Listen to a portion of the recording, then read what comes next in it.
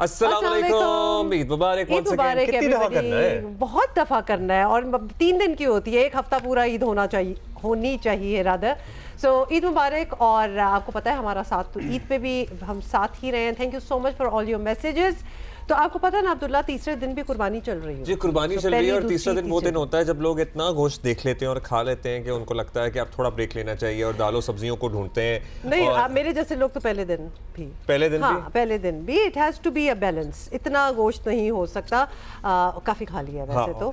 और चिकन कढ़ाई भी चलती है वैसे, जरूर वो भी चाहिए होती है। ये हम आपको आइडियाज दे रहे हैं कि आज आप ये कुकिंग कर सकते हैं। बट इन एनी केस चौथे दिन एक्चुअली दिल करता है कुछ ना हो, अच्छी सलाद और दाल चावल हो और अचार भी हो जाए थोड़ा सा। Why are you doing this? मैंने आपको बहुत बार मना किया है, सुबह सुबह इतने मतलब खानों की बातें नहीं, मुश्किल पड़ जाता है। चलिए हम आगे बढ़ते हैं, फिर कोई और बात करते हैं। और ये मेहमानों के सामने आप जानबूझ के करते हैं ताकि कोई दावत आए। और ऑलरेडी एक मेहमान हमारा स्टूडियो में इंतजार कर रहे हैं, बट उससे पहले ज़ाहिर है आपको बताते हैं कि सिंध में 18 साल से पीपल्स पार्टी बिला शिरकत गैर हुकूमत कर रही है और पर्टिकुलरली कराची को लेकर इन पर बहुत तनकीद होती है। अब कुछ काम भी होते हुए नज़र आ रहे हैं और हमने ताज़ा ही देखा हो मलीर एक्सप्रेस वे शारा भुट्टो खुली है, लेकिन बाकी शहर की अंदरूनी शहर की सड़कों का जो हाल है वो भी सबके सामने। और फिर ईद के दौरान और ईद के बाद भी सफाई सुथराई के इश्यूज़ होते हैं। फिर जो अपोजिशन पार्टीज़ हैं वो ऑब्वियसली इंफ्रास्ट्रक्चर वगैरह की भी बहुत बात करते हैं, पानी के इश्यूज़ हैं, बहुत से इश्यूज़ हैं। Anyway let's talk about it all. Nadir Nabeel Gabol हमारे साथ हैं, तर्जुमान हुकूमत सिंध है, हमारे शो पे आते रहते हैं। नादिर, ईद मुबारक। खैर मुबारक। वालेकुम अस्सलाम आपको और आपके तमाम ऑडियंस को। तो हम ये बात बिल्कुल जो अभी हमने की है वो ज़रूर करेंगे आपसे सिंध के हालात की बात, लेकिन पहले ईद की बात हम करना चाहते हैं। So you are in Karachi on Eid usually, या फिर आप कहाँ होते हैं? यस, आई थिंक हमारी फैमिली शायद वाहिद ट्राइबल फैमिली है जो कि इनका गांव भी कराची है। हमारा गांव ही कराची है। कराची हमारा गांव है एक्चुअली। हाँ, कराची ये सोराब गोट, सफूरा गोट, जितने और ये तो मशहूर गोट्स हैं, बट लीमू गोट, डिस्को बेकरी के पीछे ये सारे गोट्स होते थे। ये हमारी ट्राइब के गोट्स मतलब उनके विलेजेस होते थे। और ये बहुत बाद में जाके ओबियसली फिर कराची शहर का शक्ल इख्तियार किया। My great grandfather was twice mayor of this city back in the 1950s and 60s and he was the first MPA from Lyari back in 1936, जो पहला सिंध का इलेक्शन था। तो our family dates back to around mid 1800s in Karachi. So you are home basically on Eid. ये हमारा घर है। मुझे बहुत सारे दोस्त कहते हैं ना कि आपसे ईद मिलने गांव आना है। मैंने कहा भाई कराची मेरा गांव है, इधर ही आओ आप मिलने के लिए। So अब बताइए कुर्बानी का क्या सिलसिला होता है? सब लोग कलेक्टिवली करते हैं या बकरे होते हैं, बड़े जानवर ज्यादा होते हैं, क्या होता है? बिल्कुल जी, हम लोग बलोच लोग हैं, हम लोग को शौक है दुम्बे का। गाय, चर्बी, दुम्बा, वो चक्की वाला। और वही खाते हैं हम, क्योंकि पहाड़ी लोग हैं, हमारे DNA में पहाड़ है। और आपने जब बोला ना चिकन कढ़ाई, तो I take serious objection to it. We just mentioned chicken कढ़ाई for the third day. हमें पता है पहले एक दो दिन। He doesn't believe in कढ़ाई and chicken. अच्छा, what are the? आपने कहा कि आप बलोच हैं और ट्राइबल फैमिली है ज़ाहिर है, दुम्बा and everything. What are the dishes that you know which are special to your family? Yeah, traditional कोई। एक तो आप सबने सुना होगा सज्जी इज़ वेरी फेमस। सज्जी के अलावा दम पुख्त होता है। सज्जी जो होता है बेसिकली उसमें कुछ भी नहीं लगाते, हल्का सा नमक लगाते हैं और उसको कोयले के सामने उसको बेक करते हैं। It's very delicious. आप लोग को दावत देंगे अगर आज ईद का तीसरा दिन है, शाम में आप लोग फ्री हैं तो you are welcome to my house. Be careful, हम आ जाएंगे। आज इन्होंने पहली बलोचों के लिए आप समझें कि सबसे बड़ा ऑनर ये होता है जब मेहमान उनके घर पे आता है। और मेहमान नवाजी हमारी सकाफत है, सिंधियों की भी। सिंध हमारी धरती है, पूरी दुनिया आके हमारे बारे में ये कहती है। बिल्कुल ऐसे ही पूरे पाकिस्तानी माशाल्लाह। पठान भी ले लें, पठान भी हमारे जो भाई बहन हैं वो भी बड़े मेहमान नवाज होते हैं। तो that's obviously the most famous dish. इसके अलावा चीज़ हमारे होते हैं, शिलांच उसको बोलते हैं, वो भी आप समझें कि like cheese balls exactly, that's also very delicious. और बहुत सारे रीजनल देखें। तो वो सालन में बनते हैं या वो क्या वो? नहीं, वो अलग से होता है। अच्छा, मसाले वाले स्टार्टर्स में होता है एग्जैक्टली। और दम पुख्त मैंने आपको बता दिया। मीठे में क्या होता है? मीठा तो हम लोग बहुत ही कम खाते हैं, बट वही खीर वगैरह जो नॉर्मल पाकिस्तान। मीठा आप लोग कम खाते हैं मीठा, which is a good thing, which is a very good thing, a very rare thing. हम तो पाकिस्तानियों का स्वीट टूथ ही हमें मार दिया है। नहीं, मीठा हम लोग कम खाते हैं। और वही जो टिपिकल हलवा। अच्छा, by the way my grandmother was an Omani Baloch. वो ओमान की बलोच थी। तो ओमानी जो होता है ना हलवा, आई थिंक आप लोगों ने नहीं खाया होगा। वो इतना कोई डिलिशियस होता है, उसका जो aroma, because it's infused with saffron. Oh, तो ऐसा okay. हलवा आप लोगों ने जिंदगी में नहीं खाया होगा। नहीं तो हम खा लेंगे ना, आप आएंगे? अभी हाँ, still हाँ, somebody बिल्कुल। makes it in your family? No we don't make it, it's very specialised. तो ओमान से हम लोग मंगवाते हैं हमारे, क्योंकि रिश्तेदार, बल्कि मेरे दो चाचा हैं, they actually based in Oman. Okay. अच्छा। Either whenever they come or some other They relative comes bring from the Oman, halwa. so they bring the halwa, and उसमें भी अलग-अलग varieties होते हैं, काजू का भी होता है, but all of them have one basic ingredient which is saffron, and real saffron. So Yeah, it's things very that we get aromatic. to I am now on very Jio happy Pakistan. about the invite that was just given to us, क्योंकि मुंह में पानी आ चुका है। Okay, let's अब हम जरा ऐसी बातें करते हैं ताकि हमारा पानी ताकि हमारा मुंह कड़वा हो जाए। You must be ready for it, लेकिन Why do you think, पहले तो आप अपनी असेसमेंट बता दें, बिकॉज वी डू नो कि सिंध हुकूमत काम भी करती है बीच में, अभी हम शारा भुट्टो की बात कर रहे थे, उससे And then health sector. Health sector भी है, फिर बसेस, स्कूटीज, मतलब खवातीन के लिए भी काम शाम हो रहा है, and yet so much remains to be done. वो जो so much remains to be done है वो पकड़ लेते हैं सारे, फिर And also so much remains to be done as a larger chunk आपको लगता है than what is being done? Karachi के अलग ही डायनामिक्स हैं, and Karachi is very old and very unplanned from the beginning. Like for example my area Lyari, बहुत ज़्यादा मसले हैं वहाँ पे, क्योंकि इंफ्रास्ट्रक्चर वही अंग्रेज़ों के ज़माने का है, अनप्लान्ड। वहाँ पे बेसिकली कच्ची आबादीज होती थी। जैसे एक इलाका है लियारी के अंदर, उसका नाम है शीदी विलेज, वो एक शीदी कम्युनिटी का विलेज होता था, ठीक है ना। वहाँ पे जाहिर सी बात है प्लानिंग नहीं थी उस ज़माने में जब ये कराची नया नया बन रहा था।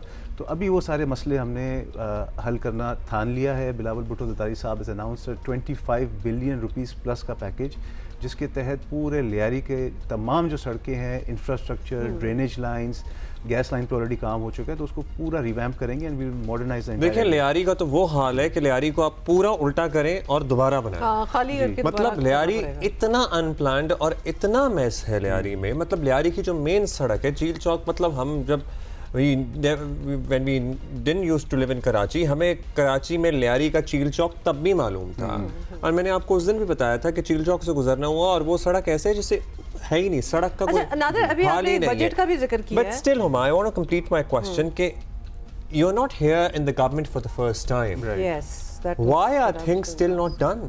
ये तो पहले कर हो जाना चाहिए था। It's absolutely just the scale of things that need to be done is so tremendous, and we have to.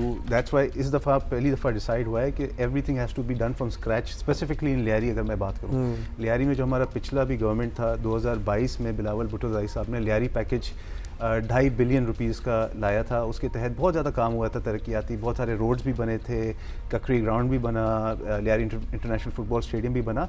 But again जो बेसिक बुनियादी इशूज़ थे ना, कि पुराने अंग्रेज़ों के ज़माने के ड्रेनेज लाइंस, पुरानी गलियाँ, अब हमने इसलिए एक complete comprehensive Lyari transformation package लाया है, जिसके तहत ये सारे जो रोड हैं ये खुदेंगे, नई drainage lines, sewerage lines, water lines बिछेंगे, और उसके बाद फिर एक ही दफ़ा रोड होगा।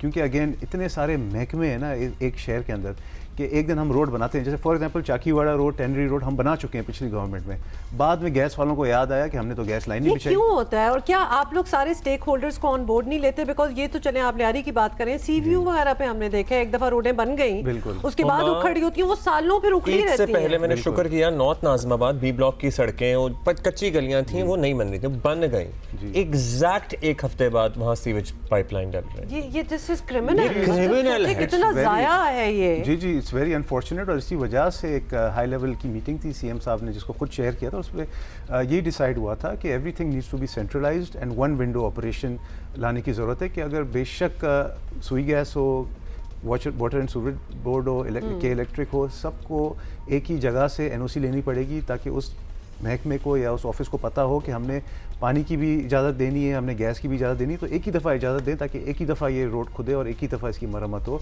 और अब यही हमारा बेसिकली अच्छा, now with the approval of the package which is a very big thing, और बहुत अच्छी बात है, when does it start, when does it it's already started. In fact 2 months ago Nasir Shah sahab आए थे, मैं उनके हमरा था, और हमने इसको फॉर्मली इनॉग्रेट किया। और अभी क्या काम हो रहा है? काम चल रहा है अभी। जैसे जो फुटबॉल हाउस है उसके बाहर डेंसो रोड मशहूर है, एक बहुत पुराना, अगेन डेंसो नाम से आपको पता चला होगा कि अंग्रेज़ों के ज़माने का रोड है, तो उस पर काम शुरू हो गया। उसके अलावा सारी गलियां इस वक्त जो है वो in the process of digging them up, and जो भी नीचे टाइमलाइन है, क्योंकि process of digging them up तो हो जाता है शुरू जी। तो we are doing There are many things which exactly, very very good question. So we're doing it phase wise. The first phase will be completed next year in June. Second phase will start this year around July. और about 4 phases में ये काम होना है और इंशाल्लाह इन 4 phases को हम कंप्लीट कर लेंगे। हमारा प्लान है अराउंड 2029। अभी शाहराह भुट्टो की वजह से आपको बहुत आसानी होगी, 20 to 25 मिनट्स में आप it has really helped me a lot, तो yes. which is I think a big gift of Pakistan People's Party to the people of Karachi, and आने वाले दिनों में we are making an elevated corridor which will link Karachi port to Qayyumabad and further to शाहराह Bhutto, जिससे further traffic decrease हो जाएगा। जो heavy trawler traffic गुजरता था रात को 11 बजे के बाद वो भी ख़त्म हो जाएगा। इसके अलावा और भी बहुत सारे मास ट्रांजिट के प्लान अच्छा, हैं। बीआरटी की भी बात कर लेंगे, लेकिन एक और मतलब आपको पता है ना, इस जंग के दौरान पाकिस्तानियों ने बड़े मीम्स वगैरह सब कुछ बनाए। अभी जो यूएस ईरान वाली जंग की हम बात कर रहे हैं, जिसमें जब स्ट्रेट ऑफ हुर्मुज के खुलने की बात होती थी तो यूनिवर्सिटी रोड बीच में आ जाता था। यानी वज़ीर आला ने खुद भी एक्नॉलेज किया था। हाँ, एक रोड टू चांद बन जाएगी, लेकिन हमारी यूनिवर्सिटी रोड का कुछ नहीं होना। क्यों? जी बिल्कुल, वज़ीर आला साहब ने खुद ये चीज़, ये मीम को खुद मेंशन किया था प्रेस कॉन्फ्रेंस में, और हम लोग बिल्कुल we are cognizant of the fact that ये बहुत ज़्यादा डिले हुआ है। बट इसके अंदर अगेन कुछ चीज़ें थी जो वफाक ने पूरी करनी थी। सुई गैस का भी कुछ फैक्टर था, कुछ वाटर बोर्ड का भी था, कुछ के इलेक्ट्रिक का भी काम होना था। डॉलर रुपी पैरिटी का ज़्यादा मसला था, पेमेंट का इशू, पेमेंट के भी इशू थे। और वो देखें जितना डिले होते जाता है उतना प्रोजेक्ट महंगा होते जाता है। तो बिल्कुल एक बहुत बड़ा मिसहैप हुआ है, but at least we acknowledge it. And I'll tell you honestly that maximum by the end of July this road shall finally be completed, because अभी हमने यही फैसला किया कि अभी हमने वफाक की फंडिंग या वफाक के जो दीगर इदारों के जो होती है, अब तो आपने दे FWO को दिया, सो होपफुली वो भी हो जाएगा, वो भी side roads by the way. अच्छा, ये जो बाकी फेजेस हैं, पर्टिकुलरली ये जहाँ मलीर एक्सप्रेस पे एंड हो रहा है and then that point would connect to Ayesha Masjid, वो भी कंप्लीशन के करीब है क्या मामला? जी बिल्कुल, काम देखें अभी ओवरऑल कराची के अंदर।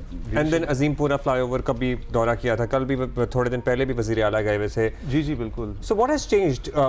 वज़ीर आला सिंध इससे पहले हमें इस तरह तरक्याती कामों पे, प्रोजेक्ट्स पे जाके खुद मॉनिटर करते हुए नज़र नहीं आते थे। इज़ देयर ऑल्सो रियलाइजेशन कि हाँ बहुत हो गया, और हमारी हुकूमत और ज़ाहिर वज़ीर आला को बराह रास्त तनकीद का सामना करना पड़ता है because of these laws and these delays. So अब वो खुद जाते हैं और देखते हैं क्या होता है। बिल्कुल, देखें we are not detached from the people. आपकी आवाज़, स्पेशली जो आप आवाज़ पहुंचाते हैं, आवाम की आवाज़ हम तक, वो हम सुनते हैं।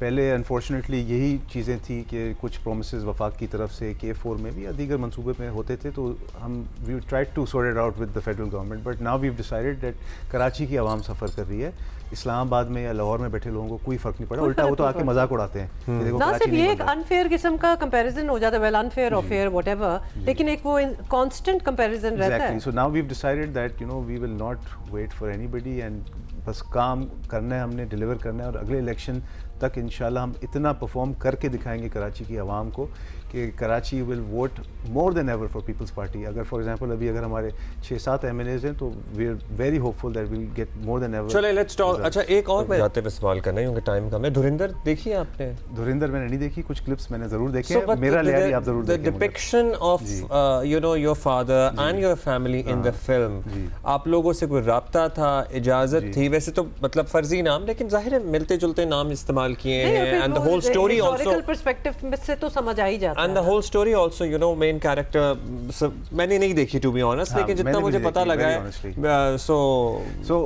Basically even did you get in touch with somebody? क्या मतलब ये डेफेमेशन भी हो सकती है? Even before anybody asked this question मैंने कुछ क्लिप्स देखे थे, तो it was very obvious that the character who portrayed the MNA from Lyari is your father, is not my father, because उसकी अपीयरेंस भी अगर आप देखें थोड़ी सी डिफरेंट है, उसका एक्सेंट भी अलग है।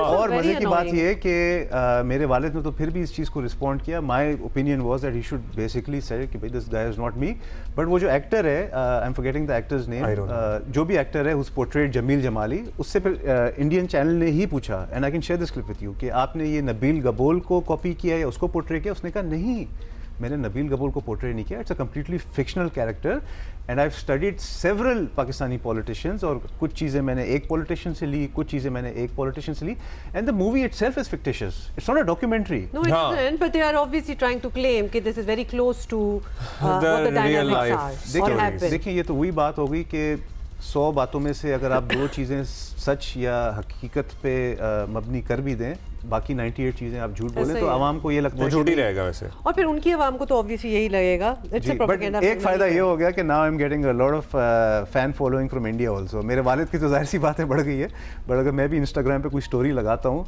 तो with in a few minutes if I look at the views I get hundreds of views from Indian accounts. तो अच्छा, इंटरेस्टिंग। I am sure. अच्छा देखें, आप कोई आम इंसान हो या फिर आप नादिर की तरह एक बड़ी अच्छी फैमिली को बिलोंग करते हो, एक वेल एस्टैब्लिश्ड पॉलिटिशियन हो, फॉलोइंग बड़ी आपको चाहिए होती है। हाँ। मतलब you like those views and you like those likes, so thank you for your honesty. Thank you. Yeah it means a lot. And Eid Mubarak to you, your Eid family. Mubarak. Once Thank again, you. आपको, आपकी families को और आपके तमाम audience को मेरी बहुत तरफ से शुक्रिया। ईद मुबारक। thank you and interesting. Joining us. लेकिन कुछ पढ़ाई लिखाई के काम हम आज भी करेंगे। तीसरा दिन है ना, मतलब वैसे तो मेरा बस चले तो मैं तो ईद मनाती रहूँ एक हफ्ता, but we have some other pressing not problems but things that we need to know. जैसे कि अमेरिका और ईरान के दरमियान तनाज़े ने पाकिस्तान की मईशत, जो पहले ही इंतहाई मुश्किल सूरत हाल से दो चार थी, उसके लिए चैलेंजेस मज़ीद बढ़ा दिए। आई मीन महंगाई जो है उसी को सफ़र कर रहे हैं और वो ऊपर ही चली जा रही है।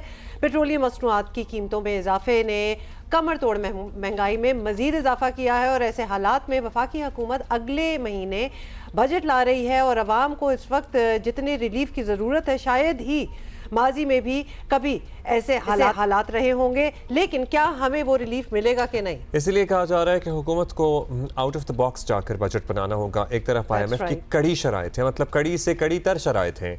FBR को आइंदा माली साल 15,264 अरब रुपए टैक्स वसूली का हदफ तय करना है। IMF किसी किस्म सब्सिडी देने के लिए तैयार नहीं है किसी भी शोबे में। ऐसे हालात में मतलब हुकूमत को इजाज़त देने के लिए ऐसे हालात में लगता यही है कि हुकूमत मज़ीद टैक्स लगाएगी।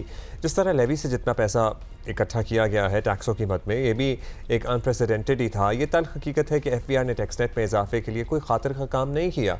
इसलिए खदशा यही जाहिर किया जा रहा है कि एक बार फिर टैक्स की ये तलवार उन्हीं पर गिरेगी जो पहले से टैक्स देता है। मतलब ट्रेजेडी ये होती है कि जो टैक्स नहीं देता, जो टैक्स नेट से भी बाहर है, उसको प्रॉब्ली जो टैक्स नेट में हो उनको ज़्यादा लुक्रेटिव रहता है कि लगता है कि वो बाहर ही रहे।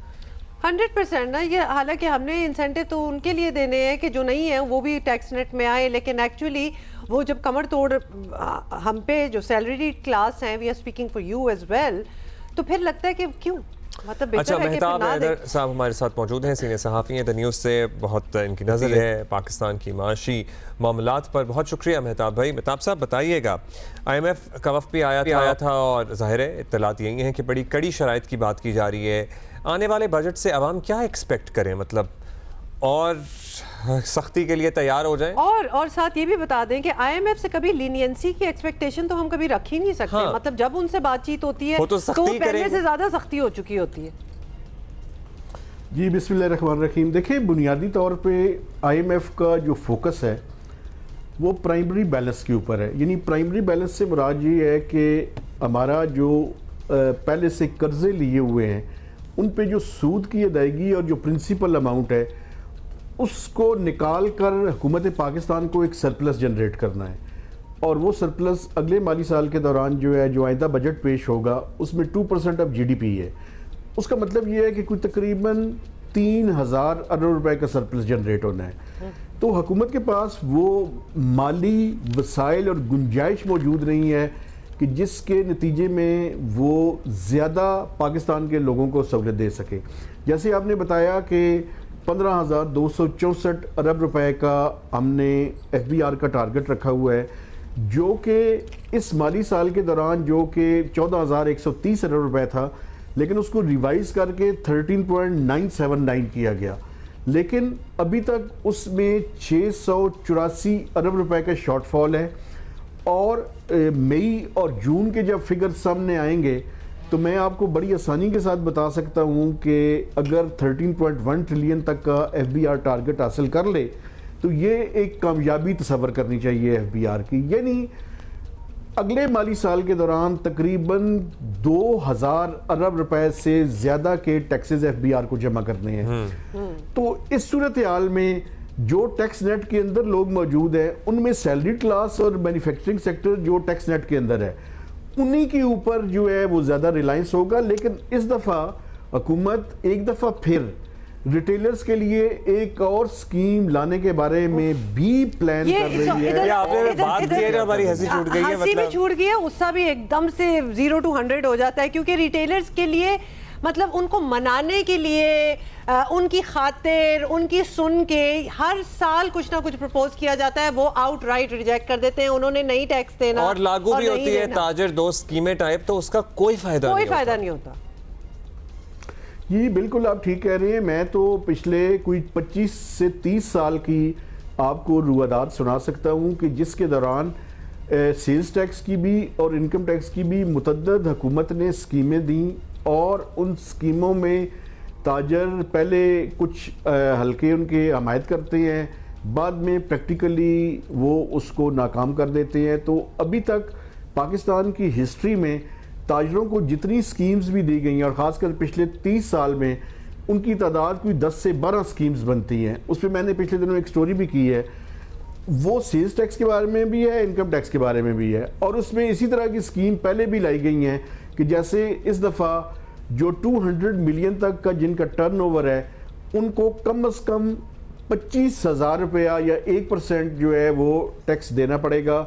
लेकिन अगर उनकी कोई मेजर डिस्क्रिपेंसी नज़र आई तो फिर FBR को ऑडिट करने की इजाज़त होगी। इसी तरह एक QR कोड पर मबनी एक सर्टिफिकेट उनकी दुकान के ऊपर लहराया जाएगा, तो FBR को के एहलकारों को इजाज़त नहीं होगी कि वो किसी किस्म की हरासमेंट करें। लेकिन अगर ये स्कीम हुकूमत लेकर आती है तो फिर उसके बाद दोबारा से मैं समझता हूँ कि रिटेलर्स के कोर्ट में गेंद होगी, और अब वक्त आ चुका है कि उन्हें कंट्रीब्यूट करना चाहिए। हालांकि मेरे ख्याल में इनकम ना नीली होती है, ना पीली होती है, ना उसका कोई कलर होता है। अगर पाकिस्तान में 6 लाख रुपए से ज़्यादा कमाने वाले सैलरीड क्लास के ऊपर टैक्स लग सकता है, इसका मतलब है 50,000 रुपये पर मंथ इनकम कमाने वालों को।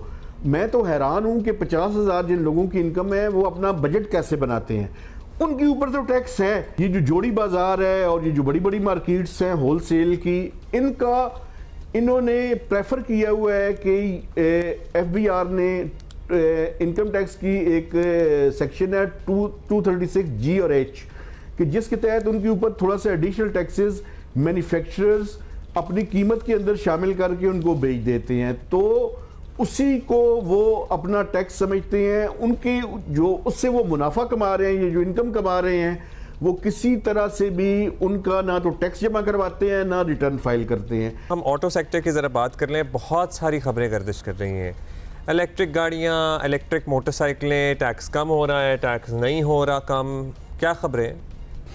ऑटो सेक्टर के हवाले से देखें, 2 किस्म की प्रपोजल जो हैं वो हैं। IMF के साथ एक डिस्कशन हुई थी मिनिस्ट्री ऑफ इंडस्ट्रीज़ की, उसमें उन्होंने एक बड़ी ज़्यादा आर्गूमेंट उनके साथ किया था, और वो ये था कि जो इलेक्ट्रिक व्हीकल्स हैं उनके ऊपर 1% जो है वो सेल के ऊपर टैक्स है।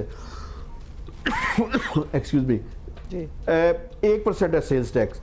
तो उनकी ख्वाहिश ये थी कि ये सेल्स टैक्स जो है ये 1% ही रहे, और उस पर उन्होंने आर्गूमेंट ये दिया था कि reduced rate of GST hybrid गाड़ियों के ऊपर भी तो हमने रखा है, इस टाइम कोई 10.5 या 10.8% के लगभग है। तो इसी तरह से हमने चूंकि एक क्लाइमेट फाइनेंस की भी जो है वो फैसिलिटी IMF से हासिल की हुई है जी। तो गुजारिश की है IMF से कि इलेक्ट्रिक गाड़ियाँ चूँकि फ्यूल के हवाले से भी और इन्वायरमेंट के हवाले से भी उनकी ज़्यादा यूजेज बढ़ाने की ज़रूरत है, तो इसलिए उनके टैक्स को 1% ही बरकरार रखा जाए। ठीक है, इसकी कोशिश की जा रही है। बहुत शुक्रिया आपका। थैंक यू मेहताब साहब, thank you for being with us. अभी हम एक ब्रेक लेते हैं।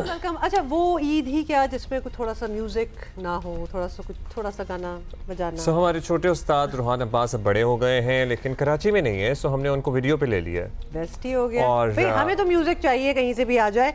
तो पाकिस्तान आइडल का भी हिस्सा थे रूहान, और हमारे शो पे पहले आ भी चुके हैं। रूहान, क्या हाल है आपका? अस्सलाम वालेकुम एंड ईद मुबारक। थैंक यू जी, वालेकुम अस्सलाम and Eid Mubarak to you and Abdullah भाई, आपको भी बहुत बहुत ईद मुबारक। भैया आप मुझे बताएं, आप अपने कुर्बानी के जानवरों को, मवेशियों को भी कोई गाने शाने, कोई ठुमरियां सुनाते करते हैं आप? कोई एंटरटेन करते हैं उन्हें? आप माहौल बनाते हैं आप क्या? नहीं, एंटरटेन तो हम करते हैं उनको बाकायदा से, और उनका ख्याल भी रखा जाता है बड़े प्यार से, क्योंकि हमारी सुन्नत भी है ये। उनका ख्याल रखना, उनसे प्यार से पेश आना। बिल्कुल। लेकिन गाने कभी नहीं सुनाए वैसे। गाने कभी ये एक नहीं नया सुनाए। आइडिया इंशाल्लाह इस शो के बाद से ट्राई करेंगे। रात भर जो बकरे बोलते हैं वो जरूर सुना होगा आपने। मतलब वो आपको गाने आपको सुनाते हैं, गाना आप सुनाते उनको वापस नहीं सुनाते? हाँ ऐसा ही है, वो फिर गाते रहते हैं। और अच्छा आप जी, बताएं, रोहान, आपके what are you up to these days after the Pakistan Idol? क्या कर रहे हैं? अपना कोई म्यूजिक का कुछ बनाया, कुछ सोचा, कुछ मुलाकातें, कोई projects in pipeline? Share your things with us please. जी अभी मैं एक एल्बम पे काम कर रहा हूँ अपने, और उसके तकरीबन 6-8 गाने जो हैं वो Wow. ऑलमोस्ट रेडी हैं। बाकी के गानों पे काम चल रहा है। तो आई एम होपिंग दैट कि मेरी जो ऑडियंस है, जो आप लोग हैं, जो मुझे प्यार करने वाले हैं, लिसनर्स हैं, म्यूजिक लवर्स हैं, उनको पसंद आए। तो थोड़ा सा रिलीज इधर भी कर देना, कुछ सुनाए अपनी क्या सुनाएंगे? नई एल्बम में से कुछ, something that you are very proud of, और कुछ लाइनें इंट्रोड्यूस करें। रोहान, आपकी आवाज बहुत अच्छी है, लेकिन जो लिरिक्स है ना आपके, उसमें ये है कि अगर तो आपका कोई सजना ही हो, यू वुड लाइक कि वो आपसे ऑब्सेस्ड हो, लेकिन एम कोई पीछे पड़ जाए आपके, हाँ, और ये कहे कि वो मैं आपका हम पीछा नहीं इजाजत छोड़ नहीं रहा, दे सकते। तो वो हमें बड़ा खतरनाक बात हो जाती है। वो बॉर्डरलाइन हैरेसमेंट है। we are just kidding, you know, we are just saying it in अब रोहान, अब आप हमें बताइए कि आप हमें क्या सुनाएंगे? हर ईद आपकी घर पे नहीं होती, और हमारे ओवरसीज पाकिस्तानी भी डेफिनेटली ये शो देख रहे होंगे। नाइस। तो मैं चाहता हूँ कि उनके लिए एक रावी हम 2 लाइन उनको डेडिकेट करें। Please Sajjad Ali please. Do it. बहुत माहौल सेटिंग कर दिया आपने सुबह सुबह। काश की शाम होती तो जरा अच्छा बेहतर मजा रोहान, आपने बचपन से इतने बड़े बड़े लोगों के सामने परफॉर्म किया है, when you went to India for Chhote Ustad, and यहाँ पे जाहिर है आपके उस्तादों में जो जजेस थे आपके फवाद साहब थे, ज़ेब साहिबा थी, एंड उस्तादों के उस्ताद राहत फ़तेह अली खान साहब थे। कोई ऐसी पर्सनालिटी जिसके सामने परफॉर्म करने की ख्वाहिश आप अब भी दिल में लिए बैठे हो? बिल्कुल है, फॉर श्योर है। एक नहीं 2 हैं। बताइए। एक नुसरत फतेह अली खान साहब, उनके सामने परफॉर्म करने का मुझे बड़ा शौक है, लेकिन वो अनफॉर्चुनेटली पूरा नहीं हो सकता, और वो मतलब चले गए इस दुनिया जो से। हयात है उनमें से बताइए। हाँ, ये जो दुनिया में 2 नहीं है, इनके सामने परफॉर्म करने का मुझे बहुत ज्यादा क्रेज है, क्योंकि लता जी के सामने मैं गा चुका हूँ, इमेजिन। आशा जी के सामने मैं गा चुका हूँ, गुलाम अली साहब जी के सामने मैं गा चुका हूँ, मेहदी हसन खान साहब के सामने भी मैं गा चुका हूँ। तो एक ये 2 पर्सनैलिटीज हैं जो रह गई। अच्छा टेल मी मतलब- लता जी के सामने गाना, मतलब यू वेरी यंग, जी हाउ वाज इट जी, लाइक? जी। मतलब बैक स्टेज पे आपको प्रिपेयर कर रहे थे, या आपको अंदाजा था उस वक्त कि ये लता मंगेशकर हैं? नहीं, लता जी जो हैं, उनसे हमारी जो मुलाकात है और उनके सामने जो गाने का जो अल्लाह ने शर्फ बख्शा मुझे, वो बड़ा ही एक हसीन वाकया है। हमें एक ही दिन ऐसे बैठे बैठे हमारे जो सिक्योरिटी मैनेजर थे, उन्होंने कहा कि आप तैयार हो जाएं, आपको कहीं लेके जाना है। हमें कहाँ लेके जाना है भाई? अल्लाह, आज what a शूट नहीं है treat. तो घर पे रहते हैं। तो उन्होंने कहा कि हम आपको आशा जी की तरफ लेके जा रहे हैं। हम आशा जी की तरफ गए, फिर आशा जी के साथ हम लता जी के घर पे गए, और वहां पर हमारा उनसे मुलाकात भी हुई और गाना बजाना भी हुआ। Oh wow. Oof, this is like अच्छा, when you entered, when you saw singer, her, what how a was it dream like? आपने उनके सामने कौन सा गाना गाया उनका? चिट्ठी ये दर्द फिराक वाली है, वही गाना गाया। अच्छा, अब ये चूंकि आप 2 बार mention, this is my very ultimate favourite song. बहुत से लोगों ने Oh my शायद God. नहीं सुना होगा, आजकल की जनरेशन ने तो शायद सुना ही नहीं होगा। तो रोहान, आपकी आवाज में ये गाना भी हो जाए, और आपने रुकना नहीं है, प्लीज हमें जरा सुनाइएगा। Okay, okay. In the mean time आपको थैंक यू भी करना चाहते हैं, और इसके बाद हम Thank ब्रेक you. भी ले लेंगे, but your voice is beautiful and best of बहुत लक शुक्रिया। रोहान। और अब आप जरा हमें महसूस करें अपनी आवाज से। आज तो हम ईद मना रहे हैं, तीसरा दिन है, लेकिन पर आपको बहुत सारे पता है लोग ना कि ऑलरेडी काम पे वापस आ चुके हैं ना, इसलिए हम भी आ चुके हाँ, हैं, और हमने working day भी अपने है। ईद अटायर से मैं तो निकल आया हूँ। यू लुक नाइस तो। Thank you, this is my third day Eid attire. आपको पता है ना, हर दिन का एक नया जोड़ा होना जरूरी होता है। और बाय द वे, तीसरे दिन भी लोग कुर्बानी कर रहे होते हैं, Absolutely सो वो कर रहे 3 होते दिन हैं। तो काम चलता ही रहता है। एनीवे, वी और मुझे थॉट तो कि पता हम लगा कि आपको भी तीसरे दिन की बारी मिली है। नहीं, मुझे मेरे कल हो गया था। अच्छा, कल हो हाँ, गया था, मेरी ठीक बारी है। ही दूसरे दिन So, की पहले मिली, घंटे की although- तरह दूसरे घंटे में भी हमारे बहुत सारे मेहमान हमारा इंतजार कर रहे हैं। कुछ सियासी बातें भी हो रही हैं, ओवरऑल जो खित्ते की सूरत हाल है उस पर भी डिस्कशन चल रही है। फिर ईद तो है ही। पाकिस्तान तहरीक इंसाफ के बानी चेयरमैन इमरान खान साहब की बात करेंगे। एक और ईद इन्होंने अडियाला जेल में गुजारी है। PTI क़यादत तमाम तर दावों, एहतजाज, ऐलानात और सियासी हिकमत अमली के बावजूद इनको रिहाई दिलाने में कामयाब ताहाल तो नहीं हो सकी है। 2 बरस से ज़ायद अरसा गुजर गया। बिल्कुल, मैं यही याद दिलाने लगी थी कि 2 साल हो चुके हैं और इससे इनफैक्ट इससे ज़्यादा अरसे से मुख्तलिफ मुकदमात का सामना करने वाले इमरान खान इस वक्त भी अडयाला जेल में कैद हैं, जबकि पार्टी रहनुमा मुसलसल उनकी रिहाई के लिए तहरीक, लॉन्ग मार्चेज़ और एहतजाजी महमात जो हैं उनके ऐलानात करते रहे हैं, लेकिन कारकुनान की अदम दिलचस्पी और बाहमी इख्तलाफात के बायस कोई अमली इक़दाम जो हैं वो नज़र नहीं आ रहे। सियासी मुबसरीन का भी मानना है कि PTI इस वक्त एक मुश्किल मरहले से गुजर रही है, जहां एक तरफ इसे अपने कारकुनों को मुतहर्रिक भी रखना है, तो दूसरी जानिब कानूनी और सियासी महाज पर भी मौसर हिकमत अमली इख्तियार करना होगी, जिसमें वो अब तक एटलीस्ट अपेरेंटली तो नाकाम ही नज़र आ रहे हैं। बिकॉज जब तक बानी PTI जेल में होंगे तो उसका यही मतलब है कि उनके बाकी सारे जो टैक्टिक्स हैं, जो कोशिशें हैं, वो रंग नहीं ला रहे। शौकत यूसुफ़ साहब हमारे साथ मौजूद हैं, मरकजी डिप्टी सेक्रेटरी इंफॉर्मेशन PTI। बहुत शुक्रिया शौकत साहब, ईद मुबारक आपको। और we are glad to know कि आप रूबा सेहत हैं। आप बीमार थे कुछ अरसे पहले और अब माशाल्लाह you have recovered, you are recovering. So सबसे पहले तो आप अपनी सेहत से मुताल्लिक हमें बताइए, हाउ यू फीलिंग नाउ?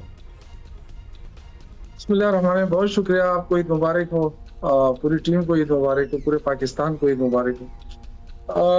अल्हम्दुलिल्लाह बिल्कुल बेहतर हूँ और जो मरज था उसको तो शिकस्त हो गई है इंशाल्लाह। डॉक्टरों के मुताबिक तो यही है कि मैं बिल्कुल ठीक ठाक हूँ अल्हम्दुलिल्लाह। चलिए अल्हम्दुलिल्लाह, क्योंकि हमारी आपसे बात होती रहती है, लेकिन हमें भी रिसेंटली ही पता चला आपकी तबीयत के हवाले से और हम चाहते थे कि हम आपसे बात करें।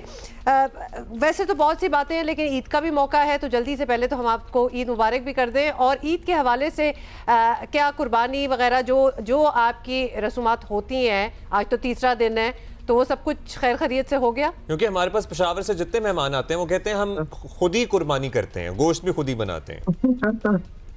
हाँ नहीं, कुर्बानी तो जाहिर है वालिदैन के हवाले से भी होती है, वहाँ उनके लिए करनी पड़ती है। फिर अपने मेरा तो बड़ा बेटा डॉक्टर है, वो भी अपनी कुर्बानी करता है। दूसरा इंजीनियर है, AI उसने किया है, वो अपनी कुर्बानी करता है। इसी तरह मेरी बेगमात हैं 2, इस तरह वालिद साहब जिंदा है अल्हम्दुलिल्लाह, माशाल्लाह, और भाई हैं। तो मुख्तलिफ हमारी काफी कुर्बानियां बन जाती है, कोई 13-14 तो बन जाती है घर के अंदर। नहीं तो वो आप लोग अच्छा कसाई की खिदमत हासिल करते हैं? क्योंकि बाज़ जगह कल्चरली कसाई वगैरह नहीं, जब इतने कजन्स और इतने भाई माशाल्लाह मिलते हैं तो खुद ही गिरा लेते हैं जानवर, क्या ऐसा है? हाँ, लेकिन वो हमारे जितने भी है ना, वो उनमें से कोई भी ऐसा नहीं होता है कि जो कुर्बानी कर सके। हाँ, ये जरूर है कि छुरी फेरने के लिए मेरे वालिद साहब कहते हैं कि मैं अपनी खुद करता हूँ, तो वो छुरी फेरते हैं, बाकी जो है ना सफाई वगैरह वो फिर कसाईयों के प्रोफेशनल कसाई करते हैं। तो बड़ी मुश्किल से मिलते हैं कसाई, उनको पहले से बुक करना पड़ता है। यहाँ पेशावर में तो बहुत ही इशू होता है, हर जगह ही शौकत साहब बिल्कुल यही हाल है। हाँ, इतने नखरे उनके बड़ी मिन्नत समाजत करनी पड़ती है, उनकी बड़ाई बयान करनी पड़ती है कि आप बहुत अच्छे हैं, इसलिए हम आपको कांटेक्ट करते हैं।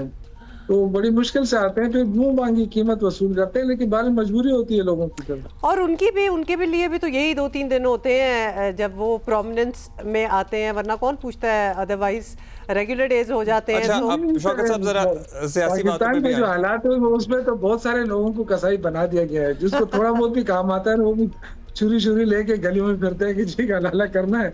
तो कभी कभार तो एक बकरे के लिए आपको 5-5 घंटे इंतजार करना पड़ता है, क्योंकि वो भी बेचारा इतना ट्रेन नहीं होता है, लेकिन मजबूरी होती है शायद। बिल्कुल, इसीलिए तो कहते हैं कि उस दिन तो नाई भी कसाई होते हैं।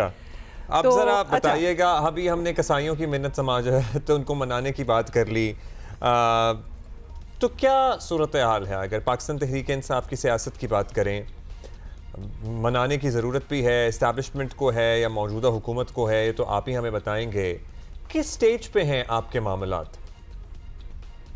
देखिए, ये तहरीक इंसाफ के मामलात नहीं है, ये पाकिस्तान के मामलात हैं इस वक्त।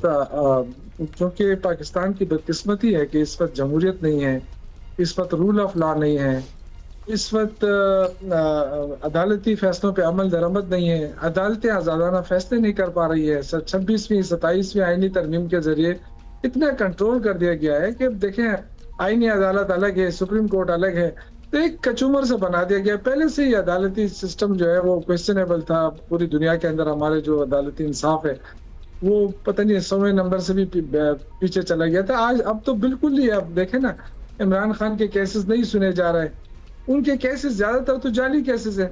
अगर ये सही सुनवाई शुरू हो जाए तो ये तो 1 महीने के अंदर अंदर इमरान खान बाहर आ जाए। देखिए, हमारे लोग ये कहते हैं कि तहरीक इंसाफ कुछ नहीं कर रही। तहरीक इंसाफ क्या करे? तहरीक इंसाफ के लोग, वर्कर जो हैं वो कुर्बानियां दे रहे हैं, गोलियां खा रहे हैं और सड़कों पे आ रहे हैं। लेकिन जाहिर है हुकूमत के पास एक ताकत है, एक वो है। अब हम तो ताकत का जवाब ताकत से तो नहीं दे सकते, हम तो एहतजाज कर सकते हैं। तो जो महज़ब माशरे होते हैं वो आवाम की राय को देखते हैं। बदकिस्मती से ये हुकूमत आवाम की ताकत से तो आई नहीं है, तो जाहिर है इसमें मुश्किलात हैं हमें, लेकिन हम अपनी स्ट्रगल जारी रखेंगे, पुरअमन स्ट्रगल। ये पिछले दिनों भी आपने देखा 26 नंबर हम स्ट्रगल की भी बात करते हैं और ख़ास तौर पे कि क्या प्लान हैं, इरादे हैं ईद के बाद एहतजाज के या नहीं। क्योंकि अगर वैसे देखा जाए तो आप रूल ऑफ लॉ की बात कर रहे हैं, अदालती निज़ाम की बात कर रहे हैं और सही बात भी है, we have issues in the country. लेकिन अगर इस वक्त पाकिस्तान इटसेल्फ का मकाम दुनिया में देखा जाए तो उनको ये छोटी छोटी चीज़ें नज़र नहीं आ रही, उनको पाकिस्तान एक बड़ी सक्सेस स्टोरी नज़र आ रही है। और इस वक्त जो पाकिस्तान का रुतबा है और जो आफ्टर मार्का हक और इस वक्त जो डील की कोशिशें हो रही हैं ईरान और यूएस के बीच में, पाकिस्तान की तो बहुत एक एलिवेटेड पोजीशन जो कि दिहाइयों में इस तरह नहीं हुई, वो इस वक्त दुनिया पाकिस्तान को उस लेवल पे देख रही है। देखिए, मैं तो बाहर भी था, मुझे ये चीज़ जो है ना, जो मारिका हक की आप बात कर रही हैं, ये तो देखिए जब पाकिस्तान की बात आती है तो जाहिर है कोई भी पाकिस्तानी उसको डिनाई नहीं कर सकता है। और हमें खुशी होती है कि पाकिस्तान का नाम बुलंद होता है, पाकिस्तान को तरक्की मिलती है, पाकिस्तान को कामयाबी मिलती है, तो ये तो अच्छी बात होती है। और ये तो पूरा पाकिस्तान, आपको पता है, मारिका हक में अपनी फौज के साथ खड़ा था। पूरा पाकिस्तानी कौम जो है, पूरी पाकिस्तानी कौम जो है वो अपने फोर्सेस के साथ खड़ी थी और दुआएं करती रही।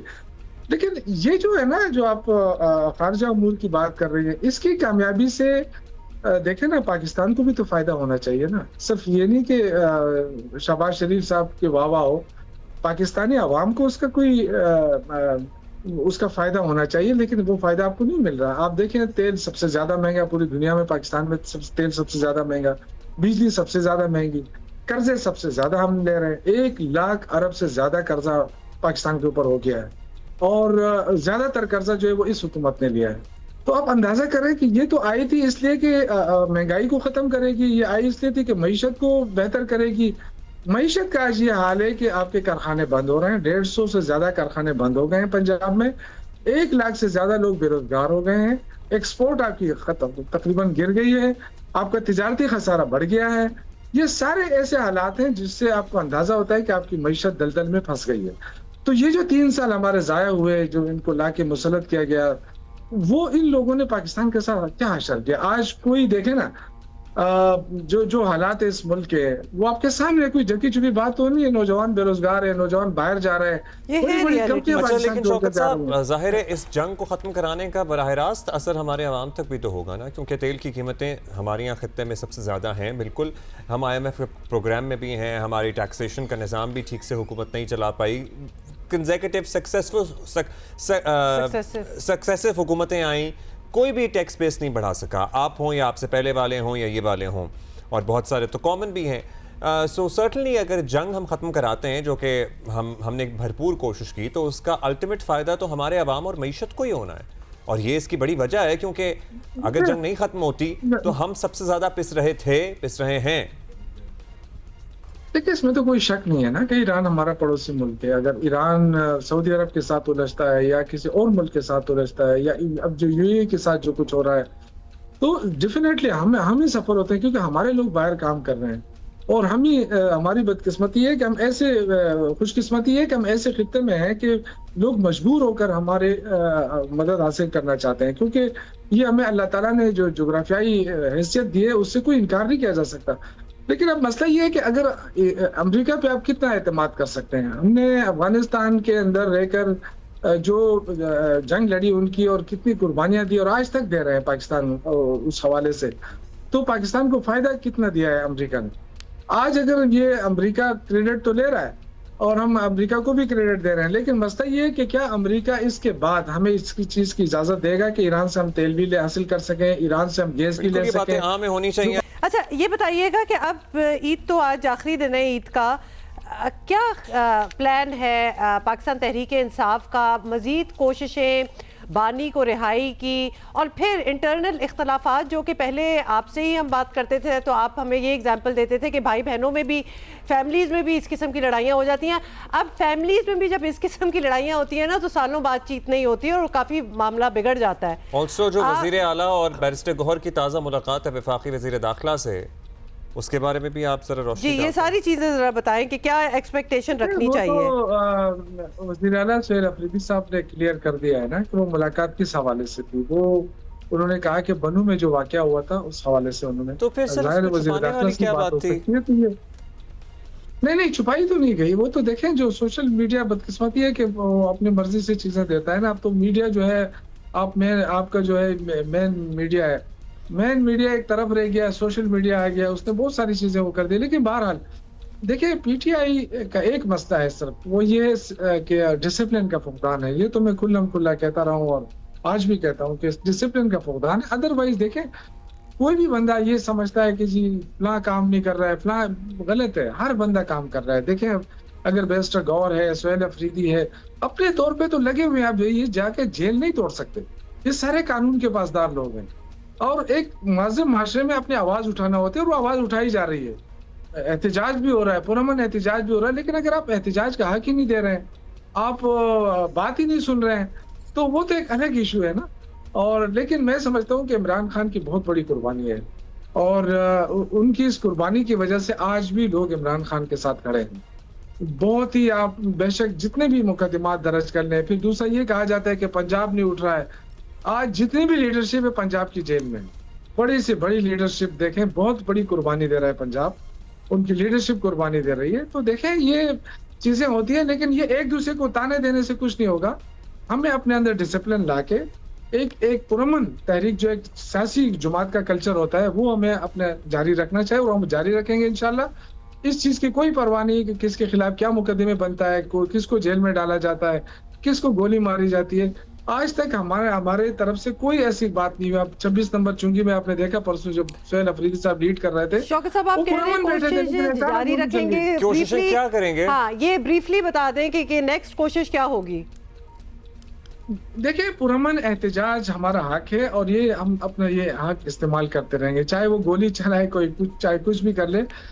लेकिन ये कि ये इससे हम बाज नहीं आएंगे क्योंकि इमरान खान कुर्बानी दे रहे हैं पाकिस्तान के लिए।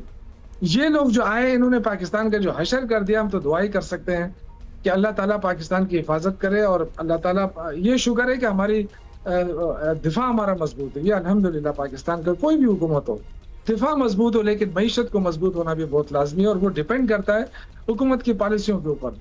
अगर हम इसी तरह खुश होते रहे कि अमेरिका में ये कहिए, अमेरिका पहले भी हमें बड़ी थपथपियां दे चुका है। असल चीज ये है कि इस वक्त आपने लेना क्या है। पूरी दुनिया ही पाकिस्तान के किरदार की सताइश कर रही है। पूरी दुनिया तपतपी दे, लेकिन हमें अपने पॉलिसी से नहीं हटना चाहिए। जो पाकिस्तान को फायदा दे रहा है उस पर हमें आना चाहिए।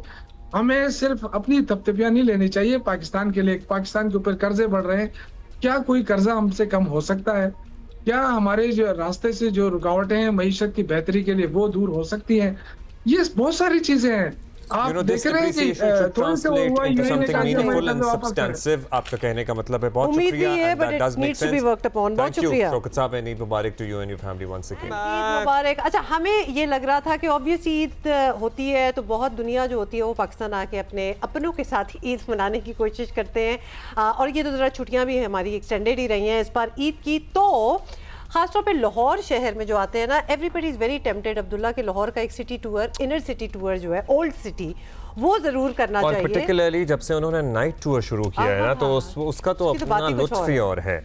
साजिद अली हमारे साथ मौजूद हैं। हम टूरिज्म की बात करते ही रहते हैं तो हमने सोचा क्यों नहीं आज ईद का मौका इनको जहमत दें। टूरिस्ट गाइड हैं और ना सिर्फ एनी टूरिस्ट गाइड, ये अवार्ड विनिंग टूर गाइड हैं और ये वैसे तो पूरे लाहौर का ही टूर कराते हैं, लेकिन मैंने खुद पर्सनली इनका अटेंड किया हुआ है जो inner city old city Lahore का टूर। ये डे टाइम था, नाइट टाइम टूर था? डे और शाम भी हो गई थी उसमें और हमारा एक बहुत बड़ा ग्रुप था और ये इसी साल की बात है। And Sajid was so good, he was so informative and entertaining, तो हमें लगा कि हमें उनको अपने शो पे लाना चाहिए। चूँकि मैं इस टूर का हिस्सा नहीं था, इसलिए साजिद को हमने यहाँ बुला लिया है। साजिद साहब अस्सलाम वालेकुम और मुबारक हो, आपको अभी अवार्ड से भी नवाजा गया है। बताइएगा आपका interest in history and tourism ये कब से है, आर्कियोलॉजी? साजिद आपका? जी वालेकुम सलाम अब्दुल्ला साहिब, सबसे पहले बहुत शुक्रिया मैम हुमा, आपका बहुत शुक्रिया मुझे यहाँ बुलाने के लिए। और अब्दुल्ला साहिब आप परेशान ना हो, हम यहीं पर ही आपको अंदरूनी लाहौर का टूर करवा सकते हैं, क्योंकि बेस्ट टूर गाइड वो होता है जो सहरा में भी ले जाकर ताजमहल दिखा दे। वाह। तो सर मैंने अपना मास्टर्स जो है वो हिस्ट्री में किया है, और मैंने अपना जो टूरिज्म स्टार्ट किया, मैंने अपने आबाई इलाके से स्टार्ट किया, जिसे छांगा मांगा जंगल कहा जाता है। I used to play cricket in that forest, so I started my tourism from that forest. मैं सोचता होता था जो यहाँ पर छांगा मांगा जंगल देखने आ रहे हैं लोग, इनको कोई इंफॉर्मेशन देने के लिए कोई गाइड कल्चर नहीं है। सो वहां से मैंने अपना टूर स्टार्ट किया। फिर मैं लाहौर गया, मैंने अपनी डिग्री की हिस्ट्री में, और उसके बाद मैंने गवर्नमेंट ऑफ पंजाब को ज्वाइन किया, world city of Lahore authority को। उनके प्लेटफॉर्म पे जितने भी फॉरेन डेलीगेशन आते हैं वो मैं कंडक्ट करता हूँ। एंड मैम हुमा तो इस चीज की विटनेस है कि उन्होंने हमारी परफॉर्मेंस भी देखी और टूर को भी इंजॉय किया। तो मैं सर एक और भी बहुत खुश हूं कि मैं मरियम नवाज साहिबा ने जो ये इनिशिएटिव लिया है, हमारा जितना भी हेरिटेज है पूरे पंजाब का, उनको रेनोवेट करने के लिए, क्योंकि जब आप अपने हेरिटेज को बहाल नहीं करेंगे तो लोग देखने नहीं आएंगे। So it's all credit goes to Maryam Nawaz sahiba, जिन्होंने एक टूरिज्म फोर्स भी बनाई है। अच्छा, बहुत सारी नई चीजें भी हो रही हैं। हम एक तो ये night time tour of the Lahore fort is so new, और उसका रात में मंजर ही और होता है। फिर लाहौर फोर्ट की जो म्यूरल वॉल है, which is probably the largest in the world, जो म्यूरल वॉल है उसको रिहैबिलिटेट कर दिया गया है ऑलमोस्ट। बाकी क्या चीजें हैं, क्या अट्रैक्शंस हैं जो आप हमें बता सकते हैं जो नई हैं और इससे पहले लोगों की आंखों से ओझल रही हैं? जी सर बिल्कुल, अभी आप बात कर रहे थे पिक्चर वॉल की, जो कि दुनिया की सबसे बड़ी पिक्चर वॉल है। और सर हमारे पाकिस्तान में total 6 UNESCO world heritage sites हैं। लाहौर फोर्ट को जब यूनेस्को साइट डिक्लेयर किया गया ना, तो उस पिक्चर वॉल की वजह से किया गया। वो दुनिया की सबसे बड़ी पिक्चर वॉल है सर। लेकिन और भी बहुत ज्यादा नई चीजें हैं। हमने एक और नाइट टूर सर स्टार्ट किया है जिसका नाम है चांदनी रातें। वो हम करवाते हैं शालीमार बाग में, और आपको ऐसे लगता है जैसे आप मुगल दौर में आ गए और आपका मुगलिया शाही इस्तकबाल हो रहा है, और उसी तरह का वहां पर कैथक डांस अरेंज किया जा रहा है, म्यूजिक भी होता है और डांस भी होता है। बिल्कुल हमने देखा है। अच्छा ये बताएं, जब फॉरेन टूर्स आते हैं, फॉरेनर्स आते हैं, चले हम भी वैसे तो हैरान हो जाते हैं, और पाकिस्तान में रहते हुए बहुत से पाकिस्तानियों ने भी ये टूर नहीं किए हुए, जो कि हम इनकरेज करेंगे उनको, जो हमें देख रहे हैं कि अगर आप लाहौर जाएं तो जरूर करें, इट इज वर्थ इट। लेकिन खास तौर पर साजिद जो फॉरेनर्स आते हैं उनके क्या तासुरात होते हैं जब ये इतनी हमारी खूबसूरत आर्किटेक्चर, जो to a large extent at least inner city, old city Lahore में काफ़ी प्रिजर्व की गई है, तो क्या उनके रिएक्शन क्या आपको नज़र आते हैं? देखिए मैम, सबसे पहले तो मैं ये बताऊंगा, घर का खूबसूरत होना जरूरी नहीं है, घर के अंदर जो लोग रह रहे हैं ना, उनका मेहमान नवाज होना और उनका खूबसूरत होना जरूरी है। पाकिस्तान पंजाब के जो लोग हैं ना, इतने मेहमान नवाज हैं। We have no doubt we have rich heritage, rich culture, हमारे पास सब कुछ है। लेकिन यहाँ पर जो मेहमान नवाज लोग हैं ना, उनकी वजह से हमारा जो सॉफ्ट इमेज है वो बहुत ही ज्यादा बहाल होता है। और जब वो मेरे साथ टूर करते हैं, गाइडेड टूर करते हैं, इवन कि मेरे पास काफी ऐसी स्टोरीज हैं, लोग अकेले आए लाहौर देखने, पंजाब देखने, पाकिस्तान देखने, और 1 महीने बाद, 2 महीने बाद वो अपनी पूरी फैमिली के साथ लाहौर आए, पंजाब आए देखने के लिए। इतना अच्छा उनको लगा, इतना हमने अपना अच्छा, और कौन सी टूरिस्ट साइटें आप ऐड करने वाले हैं? जैसे कि एक successful night tour of Lahore fort के बाद अब आप लोगों ने शालीमार बाग को भी रात में खोल दिया है। एक तो शालीमार बाग का बताइएगा, उसको किस तरह, क्योंकि मुझे तो बचपन में ही याद है और इतना खूबसूरत था और इतनी गुंजाइश थी कि उसको, क्योंकि उसके जो फाउंटेन्स और आबी गुजरगाहें हैं ना, वो क्या सारा काम कर रहा होता है व्हेन दिस टूर हैपेंस? और बाकी और कौन कौन सी साइट्स हैं जहाँ पे पर्टिकुलरली नाइट टाइम टूर्स शुरू हो सकते हैं? सर अगर हम शालीमार बाग के टूर की बात करें, व्हेन दिस टूर हैपेंस, तो वो जो 410 फाउंटेन्स लगाए गए थे मुगलिया दौर के, उनको सर टुगेदर उनको चलाया जाता है, और मेहमान समझते हैं कि वाकई ही वो शाही मेहमान है। और जिस तरह सर उसके 3 टेरेसेस हैं, हर टेरेस पे एक सेपरेट अलग परफॉर्मेंस हो रही है, फ्लूट परफॉर्मेंस है, कैथक डांस है। इसके अलावा वहां पर बादशाह सलामत खुद इनका इस्तकबाल करते हैं, उनसे मुलाकात करते हैं और बताते हैं कि मैंने ख्वाब देखा था, जन्नत नज़ीर ख्वाब देखा था कि एक मैं बाग में टहल रहा हूँ, मेरे लेफ्ट एंड राइट साइड पे नहरें बह रही हैं। तो उन्होंने ये अपने चीफ आर्किटेक्ट अली मर्दान को ये बात बताई कि I want exact this place what I saw in my dream. तो शाहजहां के लिए वो शालीमार बाग तामीर करवाया गया। तो इसी तरह जो मेहमान आते हैं उनको महसूस होता है कि वो वाकई ही ऐसे बाग में टहल रहे हैं कि जो एक बादशाह का कभी ख्वाब था। तो मैं रियली रिकमेंड करता हूँ सारे मेहमानों को, अगर वैसे भी लाहौर का टूर करना चाहते हैं तो पर्सनली मेरे साथ टूर कर सकते हैं, जो कि मेरा कॉन्टैक्ट नंबर भी मैं यहाँ पर बता देता हूँ 03035170 चलिए जी, जो अदरवाइज करना चाहते हैं वो नोट कर टूरिज्म की वेबसाइट है उससे हम बुक कर सकते हैं, राइट? हाँ, ऑफ कोर्स वेबसाइट से भी कर ही सकते हैं। साजिद, अच्छा ये भी बताएं, क्योंकि आजकल में ही हम ये खबरें दे रहे थे कि लाहौर के इलाके और सड़कें जो मकामात हैं उनको दोबारा असल नामों से उनको दोबारा से रीअसाइन किया जा रहा है। ये बताएं, और ऑब्वियसली ये भी हम आपको बता दें कि ये Lahore heritage areas revival project जो है उसके तहत की हो रहा है। कितना फ़र्क पड़ता है, मतलब जब आप भी लोगों को बता रहे होते हैं, इससे पहले तो आप यही बताते होंगे कि पहले जी इस रोड का ये नाम होता था और अब ये हो गया है, तो क्या इम्पैक्ट होता है जब अभी तक हम वो मुग़लों के दौर के और पुराने दौर के नाम जो हैं, लक्ष्मी चौक ही केस इन पॉइंट आप ले लें, तो उन्हीं नाम से उनको पुकारा जाए और कितने 100-200 साल से यही नाम है? जी मैडम, बिल्कुल बहुत अच्छा सवाल आपने किया। देखिए जी, अगर हम पुराने नामों की बात करें तो अभी भी लाहौर शहर में एक लक्ष्मी चौक को देख लें, वहां पर लोग बहुत ज्यादा जो खाने के शौकीन हैं बट कढ़ाई के पास जाते हैं। अगर वो हमसे भी बाहर से जो टूरिस्ट आ रहे हैं हमसे भी अगर पूछते हैं तो वो उसका नए नाम से नहीं पुकारते, लक्ष्मी चौक ही उसको कहते हैं। तो पुराने नाम जो है ना, वो लोगों के वहां पर जो बुजुर्ग हैं रहते हैं लोग, अभी भी उनके माइंड में है वो नाम, और वो अगर किसी को एड्रेस बताते हैं तो पुराने नाम से ही इलाके जाने जाते हैं और पुकारे जाते हैं। तो ये बड़ा अच्छा इनिशिएटिव है, अगर पुराने नाम बहाल हो रहे हैं तो इससे किसी को कोई एतराज नहीं होना चाहिए, ये बल्कि हमारी एक पहचान है। हाँ। जो कि नहीं, एतराज तो खैर बिल्कुल ही नहीं है, इसीलिए तो वापस पुराने नामों पे आ रहे हैं, और शायद इसीलिए आ रहे हैं। साजिद, आपने अच्छा पॉइंट आउट किया है कि हम नए नामों पे आ ही ना पाए, हमें अभी भी पुराने पसंद है, याद भी वो है, पूरी हिस्ट्री है उसके साथ। और पाकिस्तान से बाहर जो लोग रहते हैं उनको तो बीच में पता भी नहीं चला कि नाम बदल गए थे, तो लिहाजा it's good. Over the past few years कितना टूरिज्म इंक्रीज हुआ है ओल्ड सिटी लाहौर का? सर देखें, जब से world city of Lahore authority, government of Punjab, मैं मरीम नवाज साहिबा ने काफी अंदरूने लाहौर की हवेलियों को भी सर रेनोवेट किया है और अभी भी रेनोवेशन उसके अंदर जारी है। तो टूरिज्म जो है ना सर, अगर हम अंदरूने लाहौर की बात करें, अगर आप दहली दरवाजा आते हैं, जो कि मैम हुमा को भी हमने टूर करवाया था, सो इन्होंने देखा कि काफी वहां पर फॉरेनर्स भी थे, हमारे लोकल टूरिस्ट भी थे, क्योंकि जब तक आप लोकल टूर प्रमोट नहीं ना करते तो फॉरेनर्स नहीं आएंगे। तो बहुत ज्यादा इंक्रीज हुआ है हमारा जो टूरिज्म है। इवन के तो मैं तो सीजन में, मेरे पास तो टाइम ही नहीं होता, लोग कॉल कर रहे होते हैं कि Sajid we want tour with you. तो इतना माशाल्लाह हमारा इंक्रीज हुआ है ये टूरिज्म। और आपको पता है टूरिज्म जो है ये किसी भी कंट्री की इकोनॉमी की when does this season start बताइएगा? अब आप मौसम जरा ठंडा हो जाएगा। This season sir, if we talk about the tourism of Lahore city, the season starts from September to March, क्योंकि समर में आपको पता है बहुत ज्यादा लोग जो हैं वो फिर इतना मजा भी नहीं आता अगर गर्मी से ही आप पागल हो रहे हो।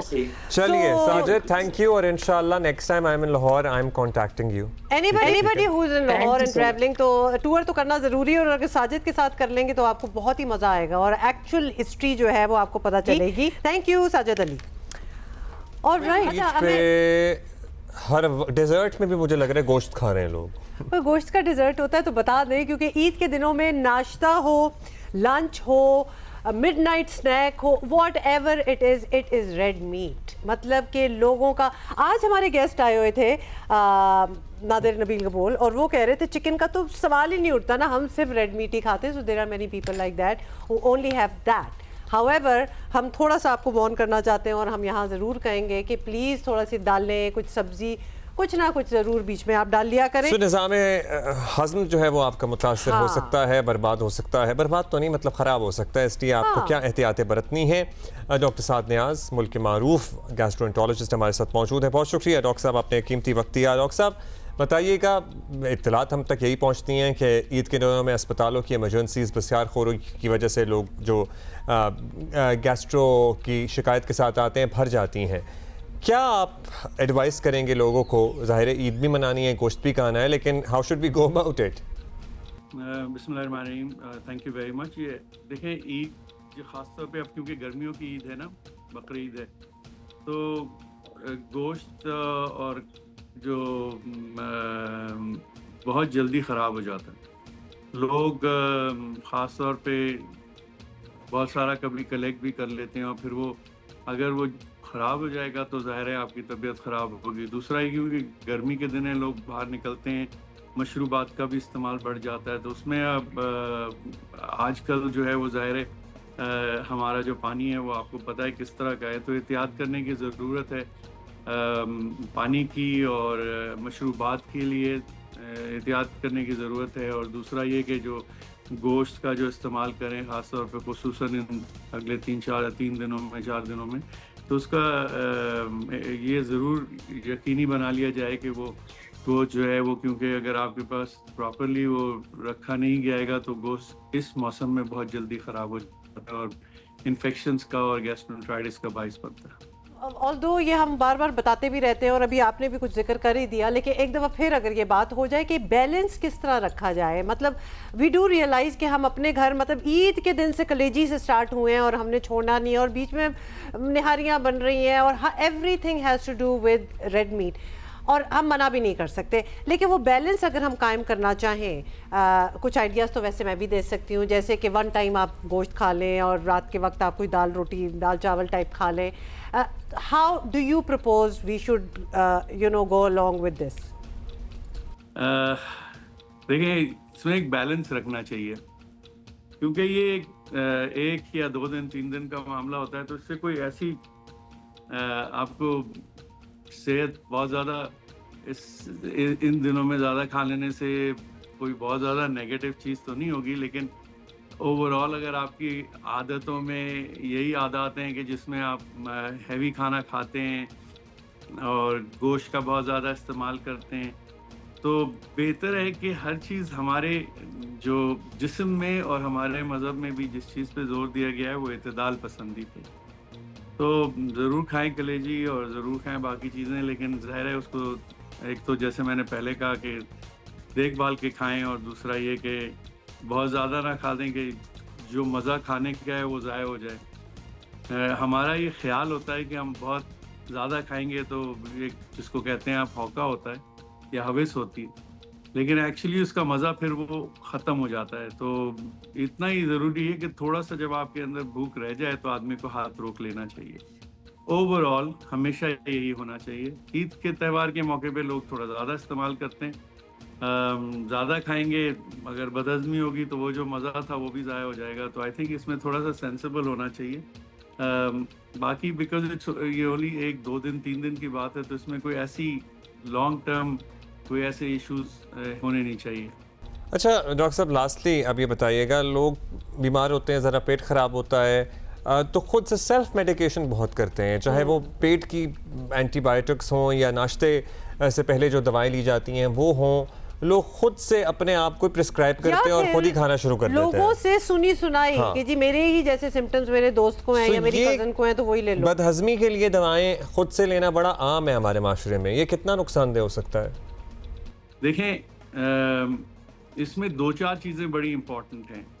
अगर बदहज़मी आपको 2-3 दिन से हुई है और आपको पता है आपने कोई गलत चीज़ खाई है और आपने कोई दवा इस्तेमाल कर ली तेज़ाबियत को कम करने की, आपको जलन हो रही है, तो वो तो ठीक है। लेकिन यहाँ तक जिस तरह से हम अद्वियात का इस्तेमाल करते हैं, एंटीबायोटिक्स का, एसिड सप्रेशन जो दवाएं करती हैं, ओमेप्रोजोल या एसोमेप्रोजोल या जो अद्वियात हैं, तो उनसे आप अगर लॉन्ग टर्म उनका इस्तेमाल खुद से करेंगे तो आपके सिम्टम्स को, यानी आपके जो अलामात हैं उनको वो छुपा लेगी, मास्क कर लेगी। और वो सही नहीं होता। इसमें 3-4 चीज़ें इंपॉर्टेंट हैं। एक, वज़न की कमी को कभी नज़रअंदाज नहीं करना चाहिए अगर आपका खुद से वज़न कम हो रहा है तो। इस तरह खाने की नाली में अगर आपको खाना फंस रहा है तो वो एक ऐसी चीज़ है जिसको कभी नज़रअंदाज नहीं करना चाहिए। इसी तरह अगर आपको डायरिया बहुत ज़्यादा हो रहा है और बहुत अरसे से हो रहा है तो उसको नज़रअंदाज नहीं करना चाहिए। ब्लड अगर आ रहा है स्टूल में तो उसको नज़रअंदाज नहीं करना चाहिए। इसी तरह परसिस्टेंट अगर कुछ अरसे तक वॉमिटिंग हो रही है, उल्टियाँ आ रही हैं, साथ में वज़न भी कम हो रहा है, तो ये कुछ अलामात ऐसी हैं जिनको कभी नज़रअंदाज नहीं करना चाहिए। सब आपने ये सारी चीज़ें बता दी, बिकॉज थोड़ा सा ना डराना पड़ता है लोगों को, वरना यही बात है कि सुनी सुनाई बातों पे, रेकमेंडेड दवाइयों पे स्टार्ट हो जाती है। Balance is the key, that's the way to go about it. बहुत शुक्रिया आपका डॉक्टर साहब, और आप सबका शुक्रिया, and that's it. This also, you know, काफी ईद हो गई, मतलब 3 दिन हो गए ईद के, और अभी भी वीकेंड वैसे लेकिन तो अब हमें छुट्टी चाहिए 2 दिन की, और हम आपसे मुलाकात करेंगे ऑन मंडे इंशाल्लाह। लेकिन वीकेंड के लिए बेस्ट ऑफ द वीक आपके लिए छोड़ के जाएंगे, और देख लीजिएगा वो, या जरूर देखना, and we will see you इंशाल्लाह ऑन मंडे।